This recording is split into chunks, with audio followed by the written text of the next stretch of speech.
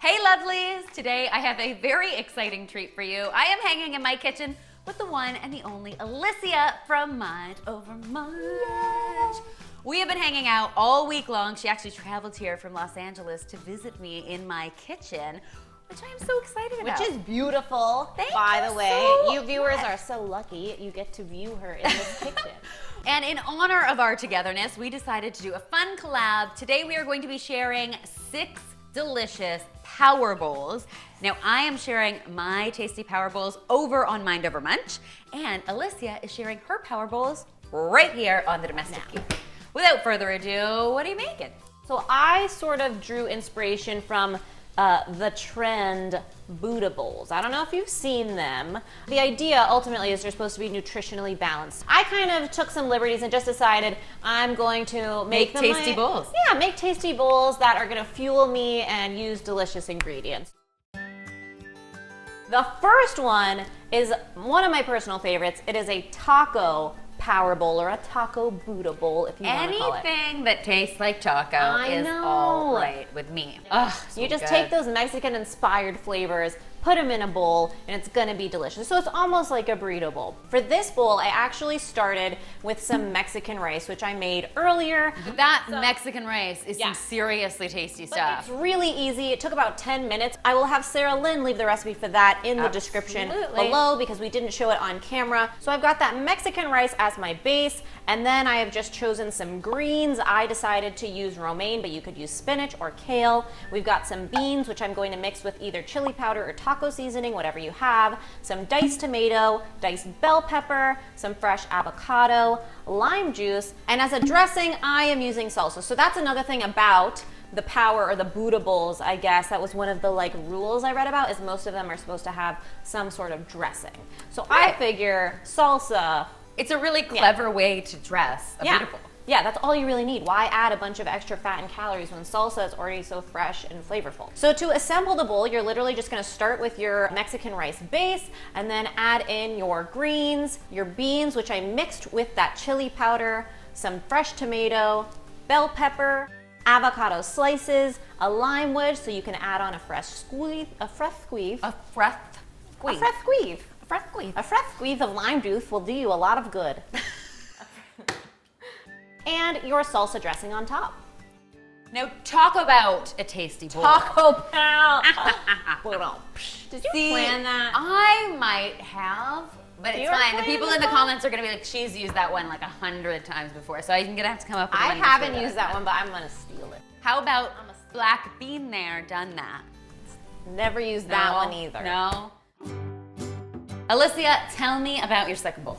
The second bowl I've prepared is a chicken power bowl with mango dressing.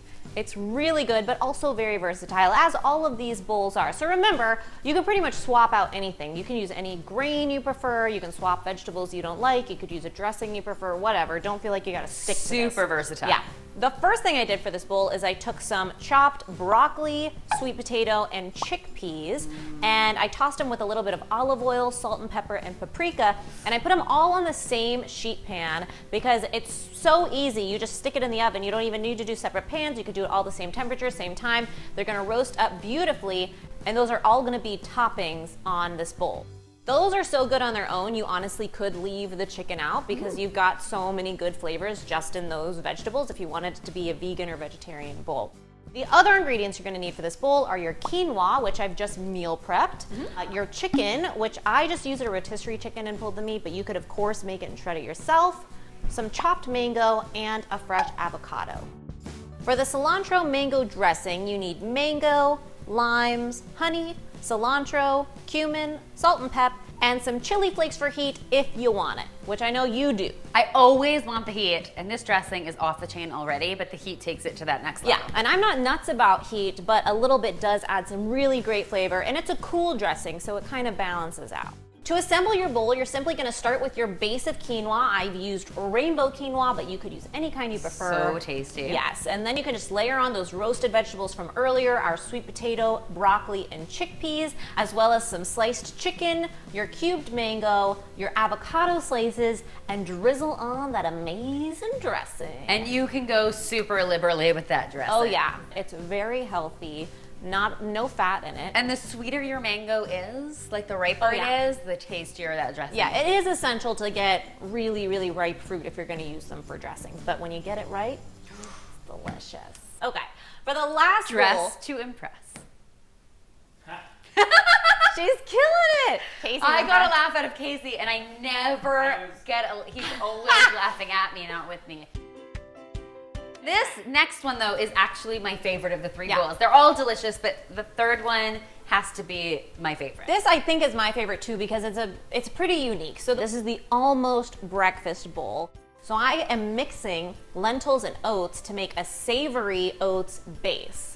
So good. Yeah, it's really good. So that's why it could be for breakfast, but it could be for any meal. And I have never had savory oatmeal before, and let me tell you, it is worth writing home about. Oh my gosh. And way easier to make than I thought. What's in it? Super easy. You literally just need your oats, some red lentils. The red ones are gonna cook a little bit more quickly, so choose those over green if you can. Broth to add flavor. I chose vegetable broth.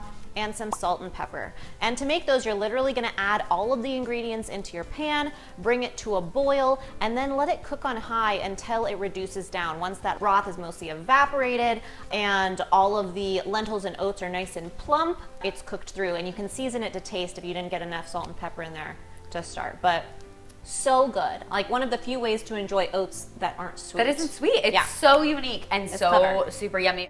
So for the greens part, we're gonna make a layer of sauteed vegetables. I've got spinach, mushrooms, a little bit of olive oil, and some salt and pepper. And I'm literally just gonna throw all those things in a pan, saute them up until the spinach is wilted and the mushrooms are nice and tender. I love spinach and mushrooms together. To layer our bowl, I've got those savory lentil oats in the bottom, then I've got my layer of sauteed vegetables, and I'm going to top it off with a beautiful fried egg, because what better dressing is there than yolk? Once your bowl's prepared and you've got that egg on top, I like to finish it off with a bit of cracked black pepper. Because black pepper actually makes everything better, as far as I'm concerned. That's no yolk. That was an excellent pun, my dear. Oh, you just one-upped me. You one-upped my pun. I would say these were some pretty powerful bowls. Oh, she's killing it. But if you were looking for 3 more awesome power bowls, I highly recommend you head over to this lovely lady's channel, because that's where I'm sharing my delicious power bowl ideas. I've got a breakfast bowl, a lunch bowl, and a dinner bowl. They are all super delicious. They're so good. Really, really good flavor combinations. And I really hope that you guys will give these a try. If you do, be sure to tweet us, Instagram us, or Snapchat us a photo, because we love seeing your kitchen creations. Keep in mind, all of Alicia's awesome recipes are in the description box below. And while you're over on her channel, be sure to like the video, give it a subscribe. Give it a little bit of love. If you like both of these collab videos, make sure you give the videos a thumbs up, because that lets us know that you want want us to see to do more. it again. And if you haven't already, be sure to subscribe, because there's lots more deliciousness where this came from. True story. True. I got it. Because I'm a fan. I'm a real fan. Super fans. Super fans. We're fans of each other.